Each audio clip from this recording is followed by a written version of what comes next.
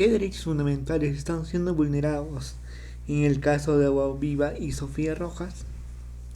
En el caso se vienen vulnerando derechos como a un ambiente sano, un- el derecho a la salud,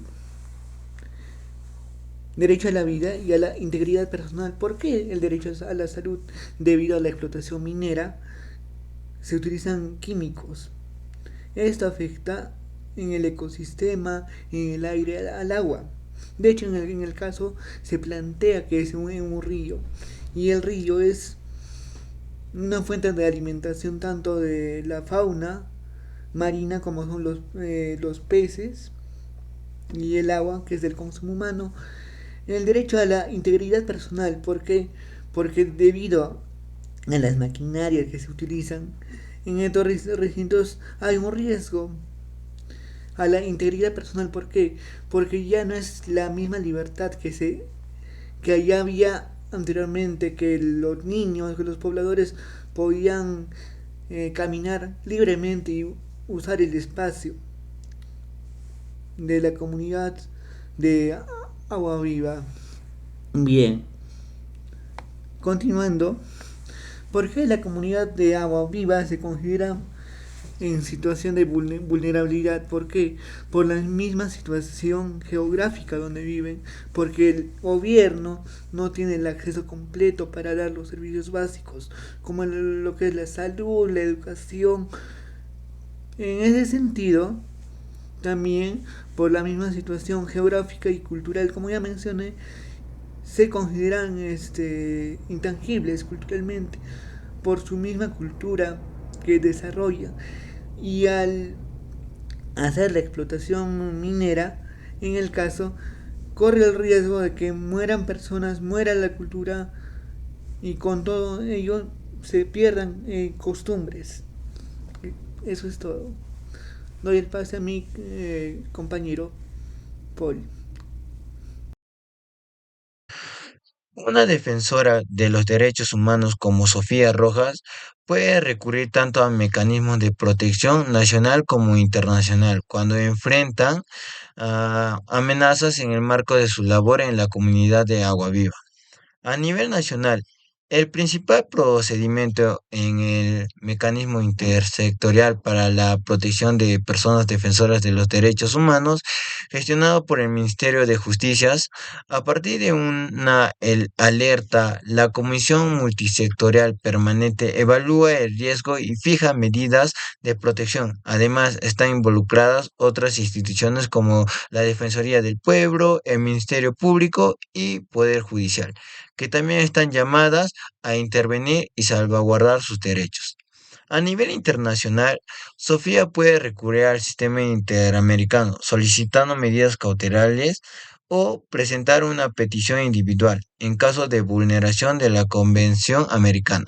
Por otro lado, en el sistema de la ONU puede dirigir una comunicación al relator especial sobre defensores de los derechos humanos o presentar una queja ante el Comité de Derechos Humanos bajo el protocolo facultativo, siempre que haya agotado primero los recursos internos, así tanto en el Perú como en el marco de los mecanismos universales. Están previstas vías de protección eficientes para salvaguardar a los derechos o a los defensores de los derechos humanos. ¿Ventajas o desventajas presenta el uso de mecanismos internacionales en comparación con las naciones en situaciones como la descrita? Bueno, los mecanismos internacionales ofrecen ventaja su capacidad de ejercer presión política sobre el Estado y la visibilidad internacional del caso. Lo que puede fortalecer la protección de la persona defensora. También cuenta con un enfoque especializado en derechos humanos. Sin embargo, sus procesos suelen ser largos, en muchos casos no vinculados, y requieren asesoría técnica. Por otro lado, los mecanismos nacionales permiten respuestas más rápidas y con efectos directos en el país. pero enfrentan obstáculos como la ineficacia institucional y las diferencias de las autoridades o falta de voluntad política.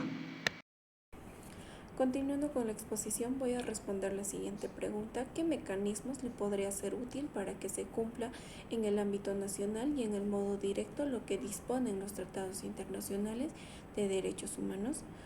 Un mecanismo útil para que se cumpla en el ámbito nacional y en el modo directo lo que disponen los tratados internacionales de los derechos humanos es el bloque de la constitucionalidad o la incorporación directa de los tratados a la jerarquía constitucional, junto con una adecuada interpretación conforme por parte del Poder Judicial y el Tribunal Constitucional. Por ende, el mecanismo más eficaz para asegurar el cumplimiento de los tratados internacionales de los derechos humanos en el ámbito nacional es su incorporación directa con rango constitucional, acompañada de una interpretación judicial conforme el control de constitucionalidad y el fortalecimiento del rol del Poder Judicial y el Tribunal Constitucional como agravantes estos derechos. Así se evita que las normas internas los contraigan y se garantiza su vigencia efectiva. Gracias. Si un estudiante usara solo inteligencia artificial para responder este caso, creo que habría ciertas limitaciones. Por ejemplo, tal vez no mencionar artículos del Código Civil, la Constitución peruana, entre otras, y solo se quedaría en ideas generales. Eh, También podría no explicar bien cómo se relacionan los mecanismos nacionales e internacionales, o incluso olvidar citar sentencias importantes del Tribunal Constitucional que son claves para este tipo de temas. Además, la inteligencia artificial nos puede ayudar a organizar ideas o a buscar información, pero no reemplaza el análisis personal ni el criterio jurídico que se necesita cuando hablamos de derechos humanos, pueblos indígenas o daños ambientales. Ahora, ¿cómo demostramos que nuestro análisis va más allá de lo que haría una inteligencia artificial? Primero conectamos los mecanismos jurídicos, como en el caso específico de Sofía Rojas y la comunidad de Agua Viva, tomando en cuenta su identidad indígena, los daños ambientales sufridos, la responsabilidad de las empresas involucradas y la inacción del Estado. Segundo, usamos tantos normas nacionales como internacionales, como el artículo 88 de la Constitución, el convenio 169 de la OIT y la Convención Americana sobre los Derechos Humanos.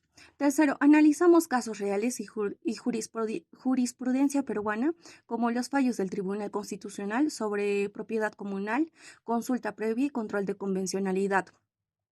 Y por último, evaluamos los límites reales de estos mecanismos, proponiendo soluciones concretas como combinar las vías nacionales con las internacionales o utilizar el control de convencionalidad como herramienta